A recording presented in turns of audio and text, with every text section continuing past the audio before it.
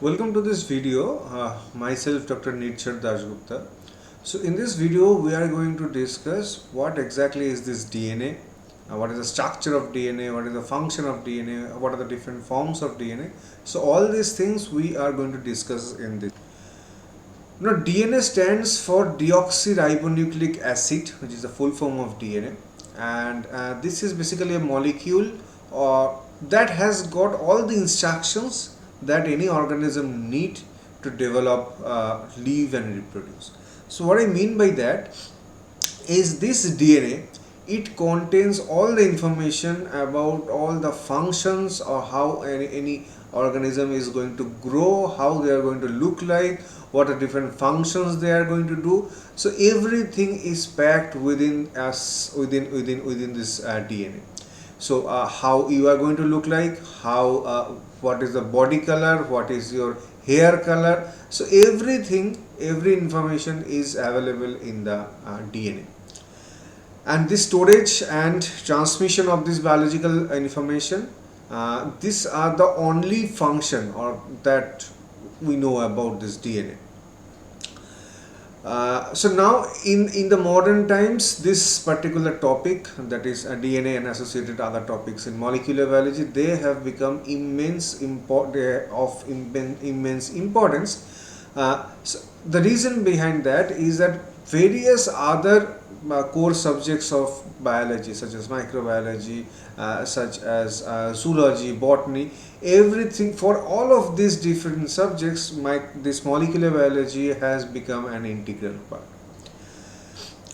So now let's come back to the DNA. Now this DNA is present for mainly eukaryotic cells. It is present within membrane bound organ that is present in the eukaryotic cell, which is called as nucleus. Now within nucleus, this DNA, they are tightly packed together, but their presence in different kind of organism is in a different way. Like for example, here in this slide, as you can see, three different kind of cells are being shown. The first one on the left hand side top, this is an animal cell. So within this is the nucleus, and within this nucleus, this DNA is tightly packed here. And then this is the plant cell. In plant cell, again, this is the nucleus, and within this nucleus you can find the DNA. But in, as you know, in prokaryotic cell, there is no membrane bound organelles, so they don't have any nucleus.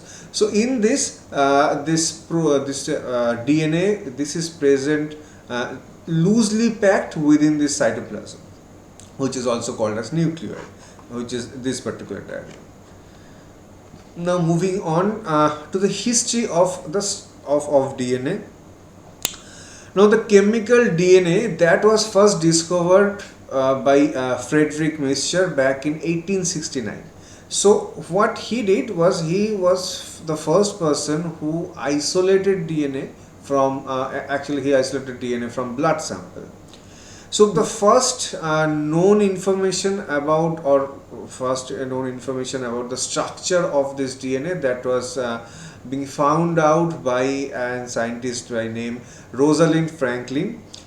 She established that DNA molecules. So basically, she was studying the structure of DNA with the help of X-ray crystallography, and she was the first to find out the density of DNA. And she basically was the first person to find out or to inform that the molecule, there is a DNA molecule, they have a helical structure. So much of the DNA structure that we know now about, so the early works about that was done by this Rosalind Franklin, and there are many speculations and many debate over this, whether she was the first person to identify the structure of DNA or not.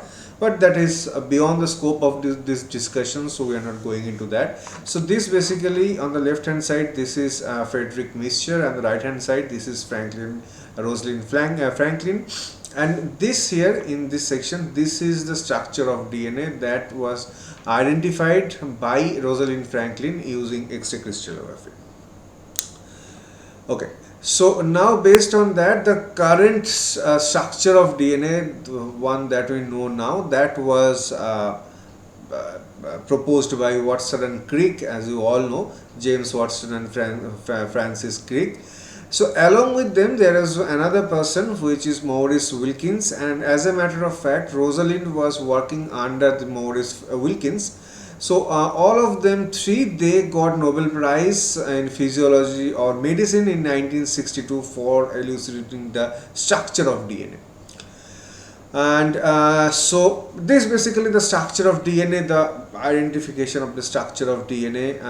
This helped solve one of the most important of all biological riddles, because many of the biological or cell constituents were identified by then, but DNA, because of its uniqueness of the structure of the DNA, it took a whole lot of time to exactly or exactly know about the structure of DNA. So this was the structure of DNA that was published by Watson and Crick back in 1953. And so now we'll get into the proper structure of DNA, how this is made up of, but in detail about the structure which was proposed by Watson and Crick. But before going that, let me first give you the basic structure of DNA. What are the different monomers that make up this DNA or deoxyribonucleic acid. So the monomer or the basic building block for nucleic acid is called as nucleotide. Now what is this nucleotide? This nucleotide, is made up of three different components. One is a nitrogenous base, that is a nitrogen containing base, then a pentose sugar, and one or more phosphates. So these three things together, they form the nucleotide. And here, very important here, this is a very confusing thing, and this is very often you will encounter this when you go for any books or anything. That is another term that is called as nucleoside. Now nucleoside is the same nucleotide but without the phosphate group. So nucleoside is made up of the nitrogenous base and the pentose sugar. Now let's see how each of these three components of nucleotide, how they look like. So the first thing we are going to talk about, that is a nitrogenous base. So the nitrogenous bases that are present in the DNA or deoxyribonucleic acid, that are the derivatives of two parent compounds, either pyrimidine or purine. So two types of pyrimidines or purines that are present in these nucleotides. So purines either adenine or guanine, and pyrimidines either cytosine and thymine. So these are the four nitrogenous bases which are present in the DNA. So as you can see, the purines, which is the adenine and guanine, they are two ring structures, where the pyrimidines, that is cytosine and thymine, they are single ring structure. So that is how they are different in their structure, purines and pyrimidines. Now this, as I mentioned, these are the four nucleotides, or rather four nitrogenous bases which are present in the DNA or in the deoxyribonucleic acid. Next thing is that, so now we are done with once that these are the nitrogenous bases. So the next thing is the pentose sugar. Now as the name suggests, pentose sugar, there are five carbon molecules. So this pentose sugars, so this diagram, as if you can see here, so this is and the structure of a ribose. Now if I can show you here, okay, so now this ribose, so this is the first carbon, this is the second carbon, this is the third carbon, this is the fourth carbon, and this one is the fifth carbon. So that's how this is a pentose sugar, that is a 5 carbon compound. So generally what happens is that I will show you in the next slide how this nitrogenous bases or this phosphate groups, how they are attached with this pentose sugar or this ribose molecule. So another important thing, as you can see here, this is OH group. So in every carbon there is a H and OH group. So what happens in case of this deoxyribose is, in case of the OH, only one H will be there. So this is the difference between ribose and deoxyribose, that is the 2' carbon. In that, instead of OH, only H is there, that is the O oxygen group, O group that has been removed from the ribose, and that is why this is called as deoxyribose. That is, the oxygen group has been removed from the OH. Now only H is there, O has been removed. So that's how this is called as deoxyribose, and this is the basic difference. So this ribose, this is the component which makes up this RNA, and whereas this is the deoxyribose, that is and 2' carbon, instead of the hydroxyl group only a hydrogen group is present. So that is deoxyribose, that makes up the DNA. That is the difference between ribose and deoxyribose.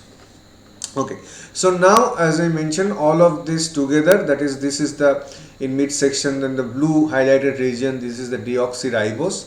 Then attached to the, so this is the 1' carbon, attached to this is the nitrogenous base, and then on the this is the 5' carbon, and attached with the 5' carbon is the phosphate group. So this is basically the structure. As you can see, this is the structure of adenine. So this thing will generally is called as an adenosine. That is this whole thing, that is the adenine nitrogenous base, and then this deoxyribose sugar, and then this phosphate, together they are called as adenosine. Now depending on how many phosphate groups, as I had previously already mentioned, that the one or more phosphate group can be present in a nucleotide. So if one phosphate group is present, then this will be called as adenosine monophosphate. If two groups are present, they will be called as adenosine diphosphate, and if three phosphate groups are present, they will be called as adenosine triphosphate. Now generally for molecular biology or this related work, the nucleotide that is being used, that is called as DNTP, that is deoxyribonucleotide triphosphate. So the triphosphate one, that is generally being utilized for molecular biology works. Okay, now coming to another thing, that is what are the different bonds that is present within this nucleotide. So first is that, or in DNA as a matter of fact, so within this nucleotide two different type of bonds will be present. One which will be present here, this is called as phosphodiester bond. So we will discuss how this phosphodiester bond, how this is produced, or how this is made. So those part will come to that in the next slides. And another thing is the glycosyl bond, or this covalent bond, that is how the nitrogenous base that gets attached to this 1' carbon. So generally if this is one ring structure, then the bonding between this carbon here and this nitrogenous base takes place between the first carbon and N9, that is this one. So this is generally regarded as first one, this is second, third, fourth, fifth, sixth, seventh, eighth, ninth. So this is the ninth position. So this ninth N and this first carbon, between this glycosyl bond is being generated. So this is for pyrimidines. Now in case of purines, instead of this this double ring structure, there will be a single ring structure, and in that case the bond will be between N1 of the pyrimidine and the first prime carbon of the pentose sugar, and this is generally called as N-beta glycosyl bond. That is the name of the bond that holds these things together. Okay, so now moving on, these are the example, or basically these are the structures of DNTP. So as we already mentioned, the first one here, this is the adenosine triphosphate, and then the second one, that is cytosine triphosphate, then you have guanosine triphosphate, and then you have thymidine triphosphate. So these are the structures. Okay, so now this slide, basically this shows how how generally the DNA synthesis takes place, or how the DNA is being produced. Now, before coming to that, let's go back to the basic structure which was proposed by Watson and Crick, and what it says is, suppose these are two different segments or two different strands, and so this one, suppose this one is 5 prime to 3 prime, and this is again 5 prime to 3 prime. This is going in this direction and this is going in this direction, because according to that proposed model of DNA structure, DNA is made up of two strands of DNA which are anti-parallel to each other, and basically they are going in opposite direction and they are intertwined among each other, these two strands. Okay, so now the same thing has been shown here. So this is on the left hand side, this is one strand of DNA, and this is the another strand for which the DNA synthesis is going on, so that how the DNA strands, or how the DNA or the nucleotides, they bind with each other, that thing can be explained. So as we had already mentioned, so let's assume this is the 5 prime end, this is the 3 prime end, and again for this strand this is the 5 prime end, and this is the 3 prime end. This is going in this direction, that is already present, and this new strand is being synthesized in this direction. So this part is clear. So now generally what happens is, suppose in this, as I mentioned, this strand is already present and this strand is being synthesized. So these two nucleotide has already been attached within this DNA strand. Now in this place another nucleotide has been incorporated, and it will be fixed, or it will get attached with the existing strand of DNA. Now, as I mentioned, 4 different type of DNTPs can be present, that is adenine, guanine, cytosine, thymine. Now it will depend on one particular fact which I didn't mention when I was talking about this nitrogenous bases, that is this adenosine and thymine, they always bind among each other, and cytosine and guanine, they always bind among each other. When this A and T, they bind among each other, that is by 2 double hydrogen bond, and when G and C, this bind among each other, they bind by triple hydrogen bond. So this is another kind of bonding which is present inside the DNA molecule. So one that we have already discussed about, that is the glycosyl bond, by which the nitrogenous base is attached at the 5 prime carbon, or rather first carbon of the pentose sugar. Now this is the second one, this is hydrogen bond. This hydrogen bond is generally present between these nitrogenous bases here. So if in this, suppose this is the strand, and opposite to this particular opposite to this strand, this new strand is being synthesized. So in that case, if C, that is cytosine, is present, then in any case the nucleotide which is going to be added opposite to this will have guanosine, or basically will have the guanine. So guanosine triphosphate will be selected or incorporated when there is an C or cytosine present here. Same way, suppose in this one, that is an adenine is there, so in this the thymidine triphosphate will be added. So I'll come to that. So now what happens here, as you can see, this particular nucleotide, this one and this particular nucleotide, these two are bound, or these two are attached to themselves. How they are attached? They are attached by this one which is called as phosphodiester bond. So what is this important of this phosphodiester bond? Phosphodiester bond is the most stable bond in DNA, and they are responsible for holding the structure of DNA together.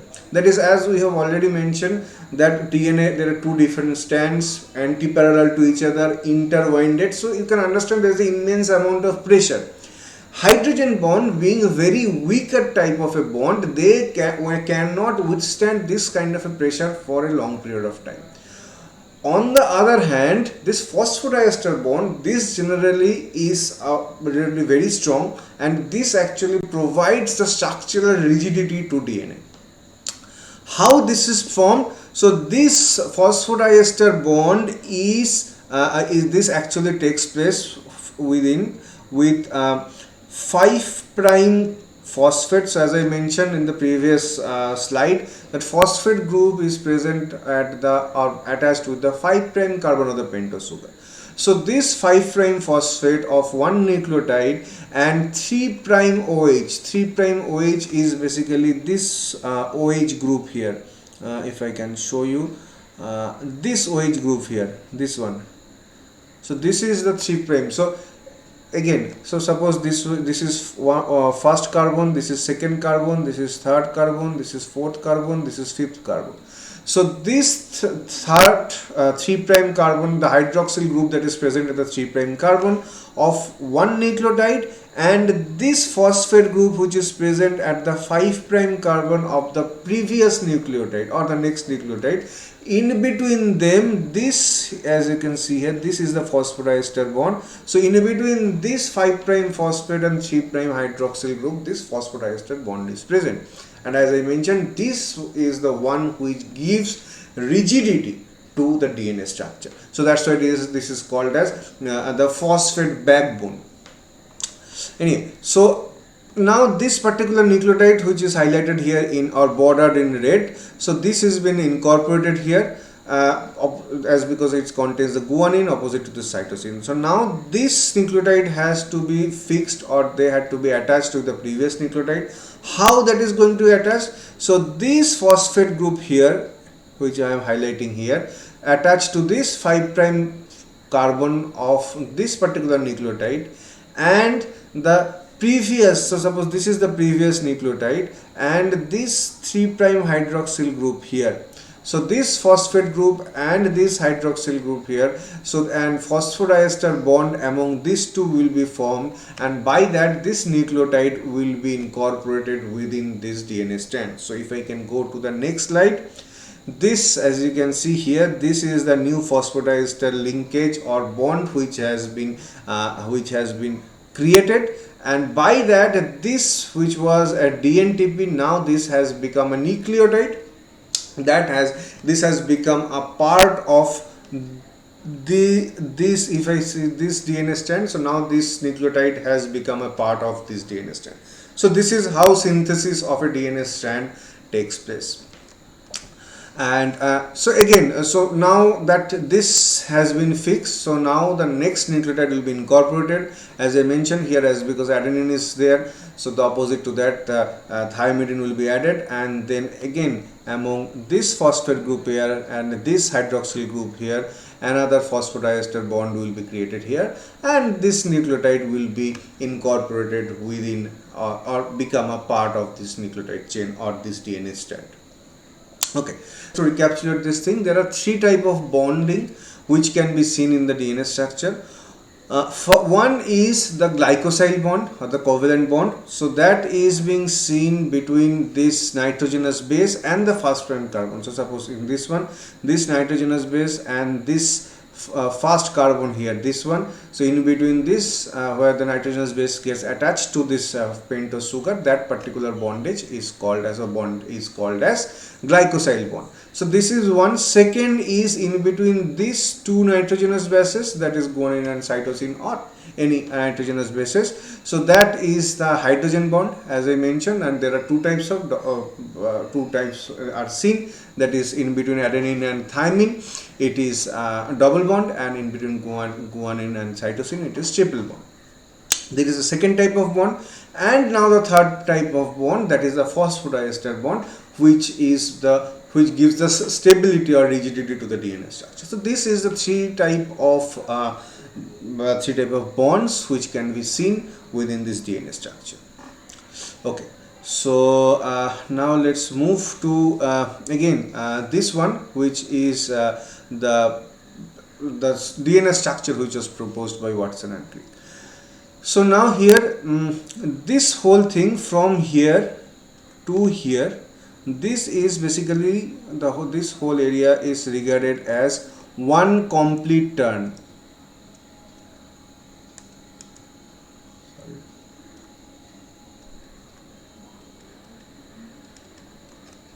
This is regarded as one complete turn. Now, as because the two strands of DNA, they are intertwined among each other, and if we assume this one here, the straight line, as the axis, then two different type of grooves can be seen. So one is called as major groove, that is this one is called as major groove here, and this one is called as minor groove. So why these two type of grooves? Because so as because you can see here, this groove is very deep comparative to the other one, so that is the major groove, and the other one, this is a relatively smaller one, which basically resides on the other side of the axis, if you think this one as the axis. So that is the minor groove. Now, according to the model proposed by Watson and Crick, this one complete turn here that we mentioned, so this is approximately 34 Armstrong, and 10 nucleotide or 10 base pairs are present here. So that's why each of these base pair, they take approximately, or the size is approximately 3.4 Armstrong. And then later on, the subsequent measurement or subsequent studies has found out the exact total number of bases present within this one complete turn is 10.5, and the total area that has been taken is approximately 36 Armstrong. Now for those who are not very sure about Armstrong, 1 Armstrong is equal to 10 to the power minus 10 meter. So basically if you see 1000 meter, 1000 millimeter, that is equal to 1 meter, and then 1000 micrometer, that is equal to 1 millimeter, 1000 again nanometer, that is equal to 1 micrometer, and 10 Armstrong is equal to 1 nanometer. So this is the comparison. So that's why 1 Armstrong is approximately 10 to the power minus 10 meter. Okay, so this is it, and now moving to the function of this DNA. So as we have already mentioned previously in the first few slides as well, the major function of DNA is to provide the structure. Basically they contain all the information about how any organism, any given organism or individual, how they are going to look like, how they are going to what are the different functions that they are going to do. So as I mentioned, your skin color, your hair color, your height, so everything, every information is being stored within this genotype or within this DNA, so which is also called as a genotype. So what happens is, there is a process in molecular biology which is called as central dogma of life. So according to that, first you have the DNA, then through a process known as transcription, DNA is converted into RNA, and then through another process called as translation, these RNAs are converted into proteins. And now these proteins, this actually for every function or every characteristics that we have, there are a number of different proteins which are, or enzymes which are responsible for that. So that basically creates the phenotype, that is how actually we look like. So that's how this genotype, it controls the phenotype for any organism. So that is the only function of DNA that is known till now. So apart from that, there are this is, although this is not very important here, but for eukaryotic organisms, there are a huge amount of the total genome, of their total size of genome, that is non-coding. So this area, these things that we are talking about, this is the coding regions of DNA, which codes for different proteins. So apart from that, there are another section of DNA which does not code for any protein. So that is generally considered as the regulatory region, which regulates the expression of these different proteins. How much protein, or at any given point of time, how much protein is going to be produced, how much protein when the protein production needs to be switched on, when it needs to be switched off, when it needs to be increased, when it needs to be decreased. So all these things that are controlled by this regulatory region. So that is how we know till now about the structure of DNA. And now come to the last part, that is the types of DNA. So apart from the one that we have discussed about till now, that is generally the B form of DNA, and that is the most widely or maximum available form of DNA in nature. But under certain circumstances, different other forms of DNA is also available or found. So for example, aDNA, zDNA. Now these three here diagrams, the first one is aDNA, second is the bDNA, which is the most common one which we have discussed, and this is the zDNA. Now here the important fact is that the zDNA, this is the only one which has found to be left-handed, that is the orientation. Rest all of them are right-handed. Now the helical diameter for aDNA is 2.55 nanometer. For bDNA it is approximately 23.7 Armstrong, and for zDNA it is 18.4 Armstrong. And rise per base pair, that is 2.9 Armstrong for aDNA, 3.4 Armstrong for bDNA, and relatively it's higher in zDNA, 3.7. A distance per complete turn, that is one complete turn as I mentioned, so that is approximately 32 Armstrong for aDNA, 34 Armstrong for bDNA, and very high 45 Armstrong for zDNA. And the total number of base pair per complete turn is 11, 10 and 12 respectively. And now the topology of the major groove and the minor groove, the ones that we discussed just now. So the for aDNA the major groove is narrow and deep, for bDNA it's wide and deep, and for zDNA it's flat here. And the topology of the minor groove, that is broad and shallow for aDNA, narrow and shallow for bDNA, and for zDNA is narrow and deep. So this is all for this video. So I hope you liked it, and if you have liked it, kindly share and subscribe to it, so that gives us the inspiration, so that we can come up, or we basically can come up with new videos which should be useful for you in understanding the subject. Thank you.